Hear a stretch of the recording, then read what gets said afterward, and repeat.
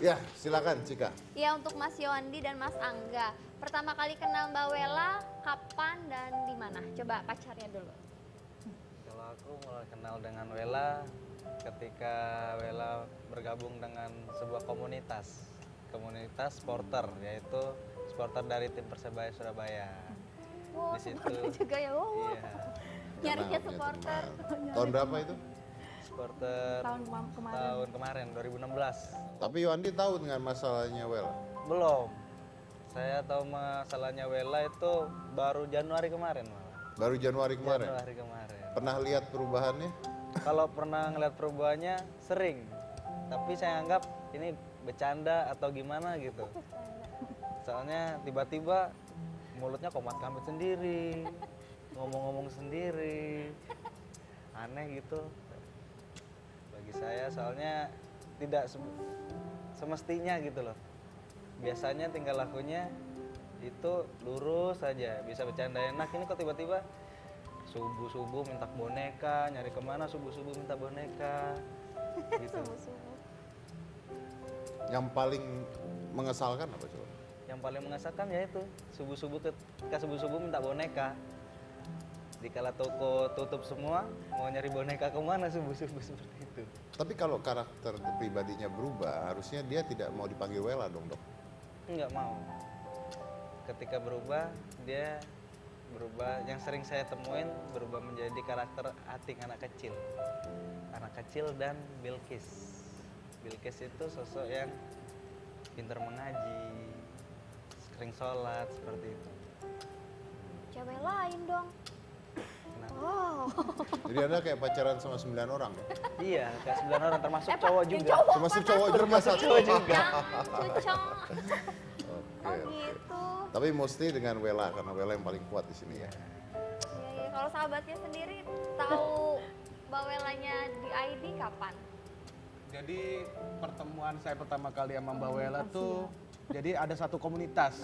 Dibilang komunitasnya juga, Apalagi Karena nih, nggak punya teman. nyari kon. jadi komunitas. Jadi dia juga ikut grup. Jadi ada suatu sosial media, dia ikut grup, terus akhirnya dia ngobrol kalau dia punya penyakit DID gitu. Pengalaman paling buruknya? Paling buruknya itu yang paling kalau saya anggap itu paling sial bagi saya. Pagi-pagi hari ngambil motor di kosannya, emang motor saya ada di kosan dia kan, ketok-ketok pintu dengan Kenapa mukanya. motor Anda ada di kos-kosan dia pagi-pagi? Itu Itu lebih penting buat saya untuk Gak tahu. penting, yang penting nih kejadiannya tuh gimana, Pak? Kejadian apa sebelumnya? Sebelumnya itu cuma kita mau jalan aja malam minggu, posisi itu malam minggu, Seninnya saya ambil karena saya mau jalan kerja. Tuh pas saya ketok-ketok pintunya, dia lagi ngetik. Berapa kali saya ketok, saya lupa gitu. Baru dibuka, ada sekitar 15 menit baru dibuka dengan mukanya flat, datar banget. Ya udah, saya duduk mau ambil motor, saya bilang gitu. Iya, gitu doang, iya. Udah, dia duduk. Kayak saya udah melihatnya beda banget nih. Saya tanya, ini Wela? Diam, Pak. Ini Wela? Bukan. Ini Wela? Bukan. Ini Naura? Iya. Ya udah saya mendingan pulang daripada saya digebukin sama dia kan. Motornya? Motornya mending saya pulang, coba pulang juga daripada dihancurin sama dia. Tuh. Motornya dibawa pulang tapi. Iya. Oke. Oke. Jadi intinya sampai sekarang masih dalam penanganan dokter, tapi kamunya jarang datang ya. Lompat-lompat ya. Mahal Pak obatnya. Dokternya Enggak, pusing. biasanya gini, rata-rata orang DID memang seperti itu. Karena yang datang ke dokter kan bukan individu yang penuh. Iya. Iya, Jadi ini bukan pembelaan dia diri. Kok ini seluruhnya. pembelaan diri? Ini bukan split, ini pembelaan diri ini. Iya, itu pembelaan diri ini. Iya. Oke, mungkin Yohandi saya mau nanya sama kamu. Kamu pacarnya kan? Iya. Kamu nggak takut? Enggak. Kenapa harus takut? Karena DID itu ketika dia berubah bukan kepribadian dia, tapi jiwanya tetap, tubuhnya tetap sebagai Wela sendiri. Jadi menganggap itu adalah teman-teman dalam kehidupan dia ketika tidak menjadi kepribadian dia aslinya. Jadi saya membawanya itu seru-seru aja. Ketika berubah, saya ajak interaksi, nama kamu siapa? Seperti Ating, nama kamu siapa? Nama aku Ating, umur kamu berapa? 8 sampai 10 tahun. Dia nggak mau nyebutin pastinya berapa, seperti itu. Ketika kita, pasnya berapa pasnya? Umur kamu? Ya itu pasnya 8 sampai 10 tahun, nggak bisa kurang itu. Emang Ya nanya nggak harga bisa. bawang pasnya berapa pasnya? Terus gitu. Kata di pasar apa ya? Seperti itulah Mas kira-kira. Oke, itu tadi ada 9 nama dan sebagainya. Itu nama kira-kira dari mana ya? Nah itu saya juga Kan ada tadi yang tanyakan apa tadi Mas Ayu. Ya, Ayu. Ayu. Nah itu ada nggak tahu dari mana? Mungkin idenya dari mana? Enggak, Punya Facebook kamu? ya itu Facebooknya itu. Ada Facebook yang berbeda-beda. Facebooknya Facebooknya ada? dia ada 2. Berbeda-beda ya. Oh ya. Harapan kamu sendiri apa sekarang?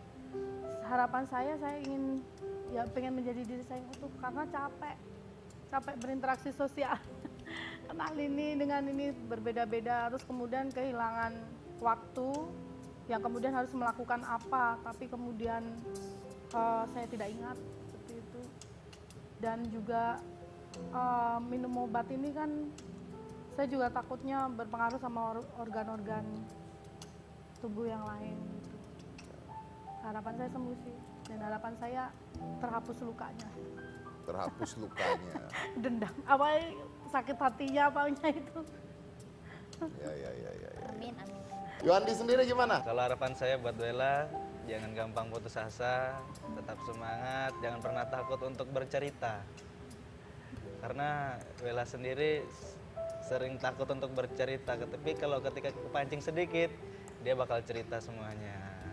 Itu harapan hubungan kita ke depannya, kita jalanin aja semestinya, baik lurus-lurus saja.